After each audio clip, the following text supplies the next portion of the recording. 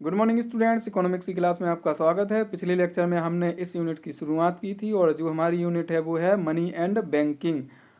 और इसके chapter money को हमने समझा था, जिसमें हमने देखा था कि जो भी मुद्रा है उसकी उत्पत्ति किस प्रकार हुई, उसके क्या कार्य हैं और उसके क्या प्रकार हैं। इसी के साथ साथ हमने जो बार्टर सिस्टम है उसके बारे में जाना, यानी वस्तु विनिमय प्रणाली, और उसमें जो कमियां थीं उन कमियों को भी समझा और साथ ही साथ देखा कि मनी ने उन कमियों को किस प्रकार से दूर किया। तो उसी चैप्टर को आज हम कंटिन्यू करेंगे। और सबसे पहले हम समझते हैं मनी सप्लाई के कॉन्सेप्ट को कि मनी सप्लाई क्या होती है। मनी सप्लाई एक स्टॉक कॉन्सेप्ट है और स्टॉक और फ्लो के कॉन्सेप्ट को मैंने पिछले लेक्चर्स में समझा दिया। अगर आपको कहीं दिक्कत है तो उनको आप देख सकते हैं, उनके जो भी वीडियो हैं। तो जो मनी सप्लाई वो एक स्टॉक कॉन्सेप्ट है और एक अर्थव्यवस्था में किसी निश्चित समय बिंदु पर जो भी जनता के पास मुद्रा की मात्रा होती है उसी को हम क्या बोलते हैं, मनी सप्लाई बोलते हैं, मुद्रा की पूर्ति। तो इसकी डिफिनीशन समझ लेते हैं।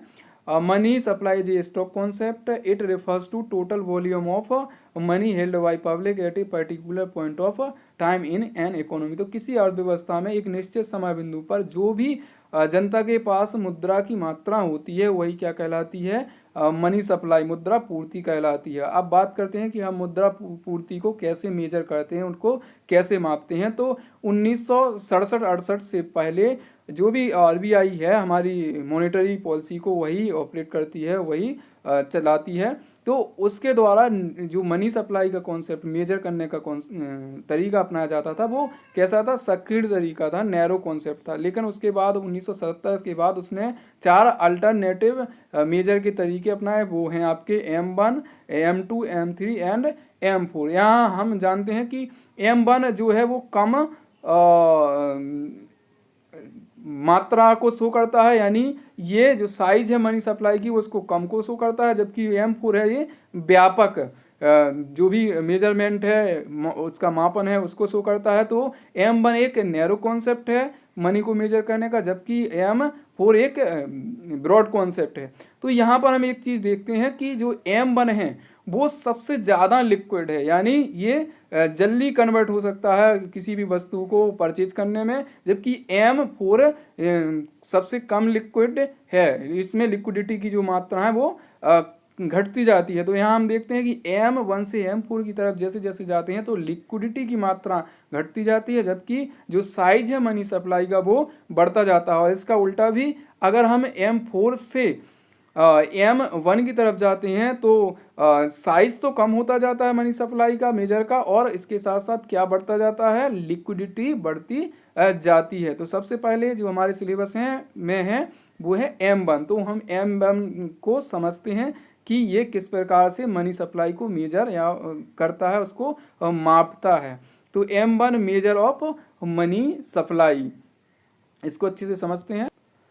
M1 is equal to currency and coins with public plus demand deposit of commercial bank plus other deposit with RBI। और इसी को हम शॉर्ट में बोलते हैं M1 is equal to C plus DD plus OD। तो यहाँ C क्या है, currency and coins with public, और DD है demand deposit of commercial bank, और आपका जो OD लिखा है वो है अदर डिपॉजिट विद RBI यानी रिजर्व बैंक ऑफ इंडिया के पास जो भी अन्य जमा है वो। तो इसमें हम M1 में इन चीज़ों को शामिल करते हैं। तो सबसे पहले समझते हैं C के बारे में, यानी currency and coins with public के बारे में। तो जो करेंसी है वो कौन जारी करता है, वो करता है RBI जारी करता है। और RBI 1 रुपये के अलावा जितने भी नोट हैं वो सारे के सारे RBI द्वारा छापे जाते हैं। इसके साथ इसके अलावा जो भी कॉइन है वो सभी कॉइन्स किसके द्वारा जारी किए जाते हैं, ढाले जाते हैं, वो ढाले जाते हैं आपके वित्त मंत्रालय के द्वारा। जो भी आपका भारत का वित्त मंत्रालय है, फाइनेंस मिनिस्ट्री, उसके द्वारा। और उसके साथ ही साथ जो 1 रुपये का नोट है वो भी उसी के द्वारा छापा जाता है, यानी वित्त मंत्रालय के द्वारा छापा जाता है। तो इसके बाद हम बात करते हैं DD की, डिमांड डिपॉजिट की। तो जो भी जनता का, यहाँ जनता से मतलब है इंडिविजुअल या और कौन जो भी बिजनेस फर्म्स हैं वो, यानी व्यक्ति और व्यवसायिक फर्म्स, इनको हम यहाँ क्या नाम दे रहे हैं, जनता दे रहे हैं।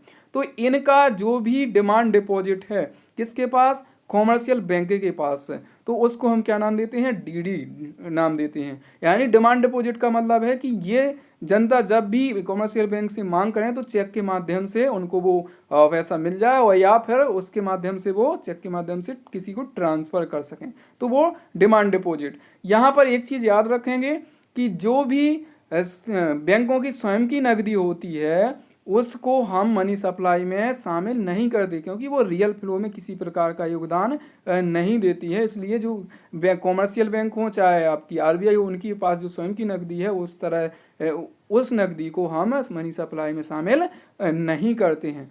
अब बात करते हैं जो डिमांड डिपॉजिट है वो दो तरह का हो सकता है। एक होता है नेट डिमांड डिपॉजिट, और दूसरा कौन सा होता है, वो होता है ग्रॉस डिमांड डिपॉजिट। कौन कौन सा, नेट डिमांड डिपॉजिट और ग्रॉस डिमांड डिपॉजिट। तो ग्रॉस डिमांड डिपॉजिट में जो भी इंटर बैंकिंग क्लेम होते हैं, अंतर बैंकिंग दावे, यानी एक बैंक का पैसा दूसरे बैंक में जमा है, तो ऐसी स्थिति में वो जिसका पैसा जमा है वो डिमांड कर सकता है उस बैंक से, तो वो उसको देना पड़ेगा चेक के माध्यम से। तो ऐसी स्थिति में क्या होता है कि जो डिमांड डिपॉजिट होता है किसका, बैंक का, यानी इंटर बैंकिंग क्लेम, उसको हम मनी सप्लाई में शामिल नहीं करते। जब उस मात्रा को जो बैंकों का डिमांड डिपॉजिट है या इंटर बैंकिंग क्लेम्स हैं वो डिमांड डिपॉजिट से घटा दिए जाते हैं, तो वही क्या पता चल जाता है, यानी ग्रॉस डिमांड डिपॉजिट से जब इंटर बैंकिंग क्लेम्स घटा दिए जाते हैं तो यही कन्वर्ट हो जाता है किसमें, नेट डिमांड डिपॉजिट में कन्वर्ट हो जाता है। किसमें कन्वर्ट हो जाता है, नेट डिमांड डिपॉजिट में। इसको हम बोलते हैं शुद्ध मांग जमाएं। अब हम बात करते हैं अदर डिपॉजिट विथ आरबीआई, जो भी अन्य जमा है किसकी, आरबीआई के पास। तो इसमें हम क्या शामिल करते हैं उनको समझ लेते हैं एक एक करके। तो इसमें सबसे पहला है demand deposit with RBI of public financial institution like NABARD. तो जो भी सार्वजनिक वित्तीय संस्थाएं हैं जैसे नाबार्ड उदाहरण स्वरूप, उनकी मांग जमा है किसके पास, आरबीआई के पास, तो उसको हम शामिल करते हैं। दूसरा है डिमांड डिपॉजिट्स, ये आपका दूसरा है, और ये क्या कौन सा, तीसरा, demand deposit with RBI of foreign central bank and government. जो भी विदेश की बैंक्स हैं उनके जमा है, और इसके साथ साथ जो भी गवर्नमेंट सरकारें हैं उनकी जमाओं को भी इसमें हम शामिल करते हैं। और अगला है जो आपका demand deposit of international financial institution like IMF and world bank. तो जो अंतर्राष्ट्रीय संस्थाएं हैं जैसे इंटरनेशनल मॉनेटरी फंड, इसको हम अंतर्राष्ट्रीय मुद्रा कोष बोलते हैं, और विश्व बैंक, तो इनकी जमाएं, और भी अन्य इंटरनेशनल फाइनेंशियल इंस्टीट्यूशन हो सकती हैं, इनकी अगर जमाएं हैं आरबीआई के पास तो उसको हम शामिल करते हैं अदर डिपॉजिट में। बिल्कुल सही, जो अदर डिपॉजिट है वो किससे मिलकर बना होता है, ये आपका पब्लिक फाइनेंशियल इंस्टीट्यूशंस से मिलकर बना होता है जो भी जमा है उसका, और इसके साथ साथ जो फॉरेन बैंक्स हैं उनकी जो जमा है, गवर्नमेंट सरकार हैं विदेश की उनकी जमा है, और साथ ही साथ जो अंतर्राष्ट्रीय वित्तीय संस्थाएं हैं उनकी जमा है किसके पास, ये आरबीआई के पास हैं जो डिमांड डिपॉजिट हैं, तो उनको हम अदर डिपॉजिट में शामिल करते हैं।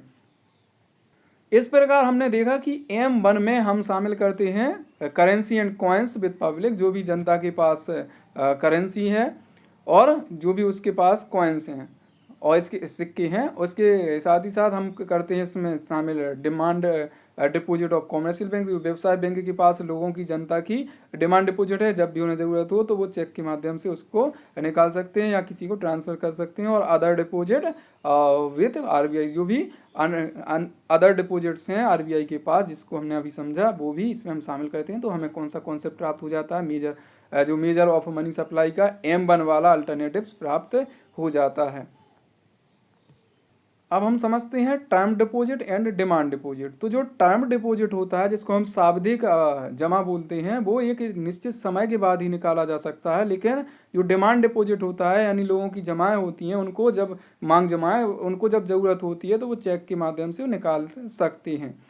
अब हम बात करते हैं bank money and high powered money. तो जो बैंक मनी है यानी डिमांड डिपॉजिट है वो लोगों की, वो कहलाती है बैंक मनी। और इसके साथ साथ जो हाई पावरेड मनी है उसमें हम शामिल करते हैं कि जो लोगों के पास करेंसी है और जो कॉमर्शियल बैंक की तिजोरी जमा हैं और इसके साथ साथ जो भी उसकी जमा है किसके पास कैश के रूप में आरबीआई के पास जमा है नकदी के रूप में, तो उसको हम क्या करते हैं इसमें शामिल करते हैं किसमें, हाई पावरेड मनी। तो हाई पावरेड मनी ही आधार होती है किसके लिए, ये होती है क्रेडिट क्रिएशन के लिए। यानी जो भी कॉमर्शियल बैंक द्वारा क्रेडिट क्रिएशन किया जाता है, साख का निर्माण किया जाता है। वैसे कॉमर्शियल बैंक कोई भी नोट या सिक्के को नहीं, ना तो नोट को छापती ना ही सिक्कों को ढालती है, लेकिन फिर भी वो इकोनॉमी में मनी सप्लायर के रूप में होती है, यानी वो मुद्रा की पूर्ति करता होती है। यहाँ पर हम लोग समझें कि वो किस प्रकार से मुद्रा को इकोनॉमी में बढ़ाती है। तो जो भी वो मुद्रा को इकोनॉमी में बढ़ाती है, जिसे हम क्रेडिट क्रिएशन बोलते हैं, तो उसका आधार क्या होता है, हाई पावर्ड मनी होता है, जिसको हिंदी में हम क्या बोलते हैं, उच्च शक्ति मुद्रा। और इसमें हम लोगों ने बात की कि इसमें हम जनता के पास जो करेंसी है उसको शामिल करते हैं और बैंकों की जो नकदी है वो शामिल करते हैं, और जो कॉमर्शियल बैंकों का जमा है किसके पास, आरबीआई, उसको हम इसमें शामिल करते हैं। जबकि जो बैंक मनी है इसमें लोगों का जो डिमांड डिपॉजिट होता है वो होता है। अब बात करते हैं हम सप्लायर ऑफ मनी। अभी तो हम लोगों ने बात की कि सप्लाई ऑफ मनी को हम कैसे मेजर करते हैं या सप्लाई ऑफ मनी का क्या कॉन्सेप्ट है। तो याद रखेंगे सप्लाई ऑफ मनी वाले कॉन्सेप्ट में हम बैंकों को के पास जो भी पैसा होता है उनका स्वयं का, उसको हम मनी सप्लाई में शामिल नहीं करते। क्योंकि वो क्यों नहीं होता, क्योंकि वो रियल फ्लो में किसी प्रकार का योगदान नहीं करता। इसकी वजह से ये क्या है, सप्लायर हैं किसके, जो भी बैंक हैं मनी के, ना कि वो सप्लाई के हिस्से हैं। तो जो सप्लायर हैं मनी के, उनके बारे में हम लोग समझते हैं। तो कौन कौन मनी के सप्लायर हैं, तो सबसे पहला जो सप्लायर दिया हुआ है वो है गवर्नमेंट। तो गवर्नमेंट जो सरकार है वो मनी सप्लाई पूर्ति कर्ता के रूप में काम करता है। जैसे जो कॉइन्स हैं और 1 रुपये का नोट है वो किसके द्वारा जारी किया जाता है, वो किया जाता है वित्त मंत्रालय के द्वारा। तो ऐसी स्थिति में ये मुद्रा की पूर्ति करते हैं इकोनॉमी। इसी के साथ साथ जो सेंट्रल बैंक है आपका आरबीआई, हमारे यहाँ हमारे देश का जो सेंट्रल बैंक है वो कौन सा है, भारतीय रिजर्व बैंक है। तो ये क्या करता है, central bank of the country, जिस और हमारे देश का सेंट्रल बैंक है reserve Bank of India in India. तो भारत में रिजर्व बैंक ऑफ इंडिया क्या है, सेंट्रल बैंक है। तो इसके द्वारा क्या होता है, ये नोट्स 1 रुपये के अलावा जितने भी नोट होते हैं उनको जारी करता है। तो ऐसी स्थिति में ये भी मुख्य क्या है, सप्लायर है, मुद्रा का पूर्ति करता है। और अगला है आपका कॉमर्शियल बैंक्स, जो भी वाणिज्यिक बैंक होते हैं, व्यापारिक बैंक होते हैं, उनके द्वारा भी इकोनॉमी में मुद्रा की पूर्ति की जाती है। यहाँ पर वो नोट और कॉइन्स को छाप के तो नहीं करते, यानी उनको जारी करके तो नहीं करते, लेकिन फिर भी जो हाई पावरेड मनी है, जो अभी हम लोगों ने कॉन्सेप्ट समझा, उसके माध्यम से वो क्रेडिट क्रिएशन करते हैं और जितनी उनके पास जमा होती हैं उससे कहीं वो अधिक मुद्रा को उधार दे सकते हैं। वही क्या कहलाता है, क्रेडिट क्रिएशन, जिसको हम अगले लेक्चर में अच्छे से समझेंगे। तो सबसे पहले बात करते हैं कि जो रिजर्व बैंक ऑफ इंडिया है वो किस प्रकार से इकोनॉमी में नोटों को जारी करता है, यानी कौन सा सिस्टम वो नोट्स जारी करने के लिए अपनाता है।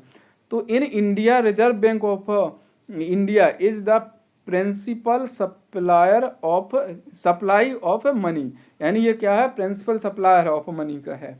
तो यहाँ देखते हैं reserve Bank of India issue currency on the basis of minimum reserve system. तो जो भी ये सप्लाई करता है इकोनॉमी में मुद्रा को, वो किस सिस्टम के आधार पर करता है, न्यूनतम मुद्रा जो भी रिजर्व है व्यवस्था, यानी न्यूनतम कोष व्यवस्था के आधार पर करता है, मिनिमम रिजर्व सिस्टम के आधार पर करता है। उसको कितना रखना पड़ता है, उसको 200 करोड़ रुपए का कोष रखना होता है न्यूनतम। उसके माध्यम से वो क्या करता है, वो नोट छापता है। उसके पास अगर वो कोष नहीं है तो वो नोट नहीं छाप सकता। इसकी वजह से उसे कम से कम 200 करोड़ रुपए के बराबर का क्या होना चाहिए, कोष उसके पास होना चाहिए। और जो भी 200 करोड़ रुपए का रिजर्व है वो होना चाहिए किसमें, सोने में, यानी गोल्ड है उसमें, या किसके रूप में, फॉरेन जो भी आपका सिक्योरिटीज है उसके रूप में। यहाँ एक चीज़ ध्यान रखना है, और वो क्या है कि कम से कम 115 करोड़ रुपए का के बराबर का क्या होना चाहिए, गोल्ड होना चाहिए, और बाकी जो होना चाहिए वो क्या होना चाहिए, फॉरेन सिक्योरिटीज होने चाहिए। तो यहाँ पर गोल्ड को 115 करोड़ के से कम रुपए का नहीं होना चाहिए। और यहाँ पर जो है ये सप्लाई नहीं, ये क्या है, सप्लायर है। यहाँ पर आप विशेष ध्यान रखेंगे, क्या है यहाँ पर, सप्लायर, यानी ये कौन सा सप्लाई है, प्रिंसिपल सप्लायर है ऑफ मनी, यानी मुख्य पूर्ति करता है किसका, जो भी आपकी अर्थव्यवस्था है, जो भी हमारी इकोनॉमी है, उसमें मुद्रा पूर्ति का मुख्य सप्लायर है। तो यहाँ पर हम लोगों ने देखा कि जो भी सिस्टम अपनाया जाता है, मिनिमम रिजर्व सिस्टम जिसे हम कहते हैं आरबीआई के द्वारा, तो उस सिस्टम के हिसाब से उसे 200 करोड़ रुपए के बराबर का या सोना या साथ ही साथ क्या फॉरेन जो भी सिक्योरिटीज हैं उसके रूप में रखना होता है, तभी वो नोट को इशू कर सकता है, उनको छाप सकता है और इकोनॉमी में जारी कर सकता है। धन्यवाद।